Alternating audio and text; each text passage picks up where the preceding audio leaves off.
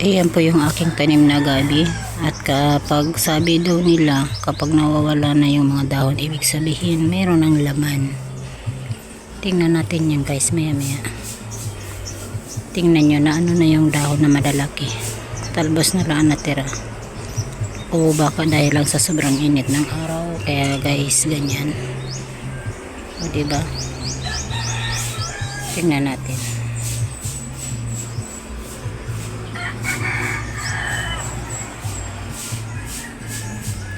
Ayan, halika na, samahan nyo ko guys magbongkal ng gabi. Tingnan natin kung may laman.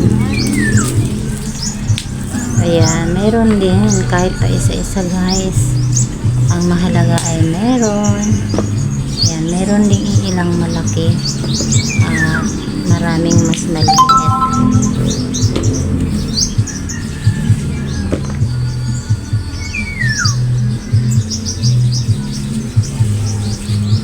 Tapos siningar ko naman kukunan pa. Ay na muna na lahat. Lilinigan ko muna siya na lang na hapon. Gabusuntan na lang para malinig na. Ay baka iyo. Gabusuntan na lang na hapon ng talsak.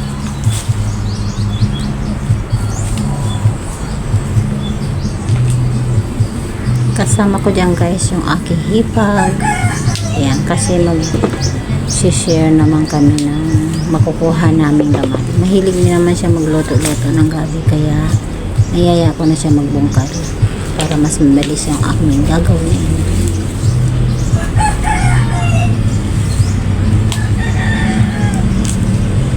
O ayan, meron din namang laman, diba? Yung sa pa isa-isa, dalawa o tatlong laman sa bawat mabubungkal namin ay makakaipon din.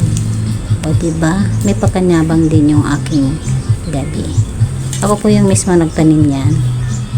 Kaya lang gusto ko may kasama sa pagbubungkal.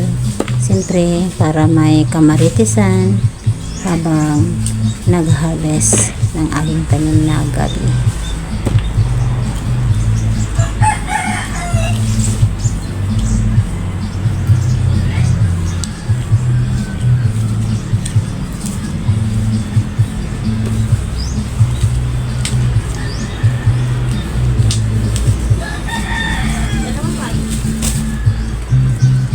At alam niyo naman, hindi mawawala yung ating kapitbahay na nakikimarites.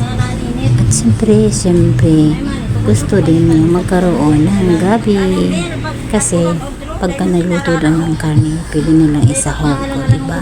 Makakagtulong pa sa ibang tao.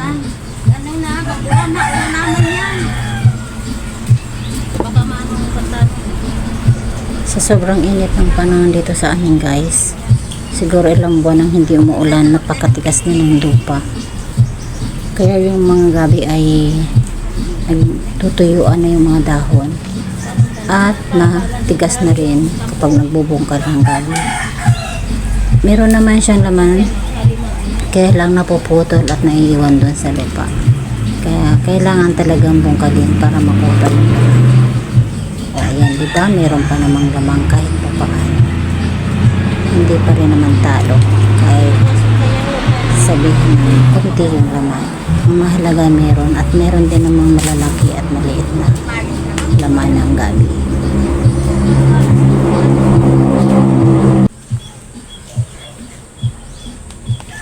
Kagaya nito guys, tingnan nyo, o diba malaki din naman yung laman kahit iilan lang. Kaya ayan, nasa palanggana na, nakakaipon na kami.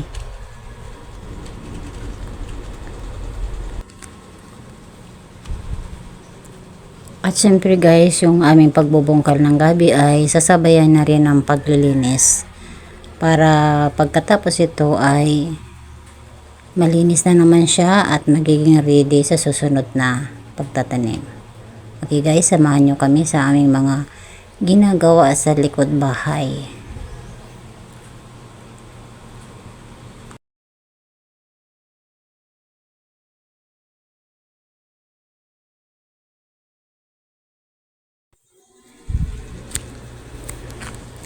Yung plastic jar na nandyan ay nasa isang plano na ang kumuha guys ng lupa. Diyan na okay na yun kasi ang hirap kumuha ng lupa. Yung lupa na yan ay yung pino at madaling makuha. Ay gagamitin ko yan guys sa aking mga halaman.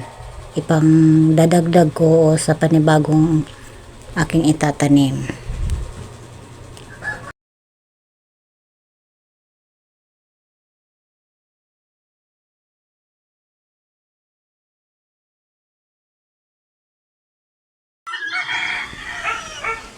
Ayan guys, malinis na naman at kapag umulan na mabasa yung lupa ay pwede na naman kami magtanim ulit ng gabi.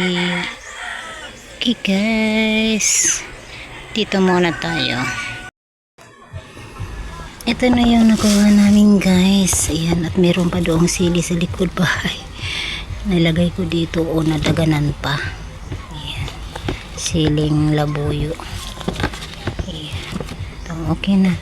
Medyo nasobrahan na ng init, sikat ng araw yung ano, kasi summer yung gabi ba, kaya yung mga laman ay hindi masyadong lumaki, pero okay na yun. Thanks God pa din kasi meron pa rin tayong nakuha, diba, pwedeng lutuin. Okay guys, thanks for watching.